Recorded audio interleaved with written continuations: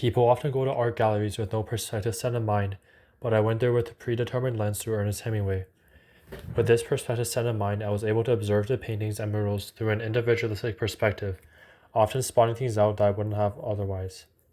The first painting I was drawn to was one of a mantis, drawn by Dara Oho, and it immediately reminded me of a clean-lighted place.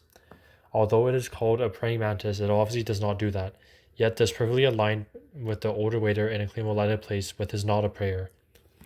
This perfectly captured the cynical tone of the story, as just as the waiter mocks the empty rituals of religion, with the praying mantis is a symbol of devotion without a deity. It is a creature performing a holy gesture in a world where God is absent, also known as the nada. The simple color scheme of the painting, with it just being primarily green and blue, also reminded me of the simple electric light in the story being the only source of light for the cafe, almost as a refuge, the same way people can find refuge in creative works at an art gallery.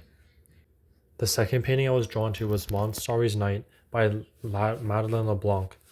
It is a large painting that has a lot of vivid colors and shapes that I couldn't even tell what I was looking at. And that's when I realized it wasn't supposed to be a discrete answer to what I was seeing, but the artist most likely intended for individualistic self-expression to decide that for us. What one person interprets it as is definitely not what someone else would interpret it as. Just because the title is entitled Mom's Starry Night does not limit one to only visualizing a starry night. In fact, I interpret it as the fabric of the universe unwinding due to all the vibrant colors and shapes and the chaotic disorder of the painting of itself. It also reminded me of Hemingway's iceberg theory. Just as Hemingway's prose only shows 1/8 of the story, a painting only shows the result of an individual's struggle. The years of doubt, the thousands of rejected ideas, and the private nada that the artist fought through all are hidden beneath the surface. The painting is the clean, well-lighted result of a very messy, very individual war. And that's why I thought the art piece encouraged individualism. Is also, and is also the one that provided inspiration for my own that I made at the end of the visit.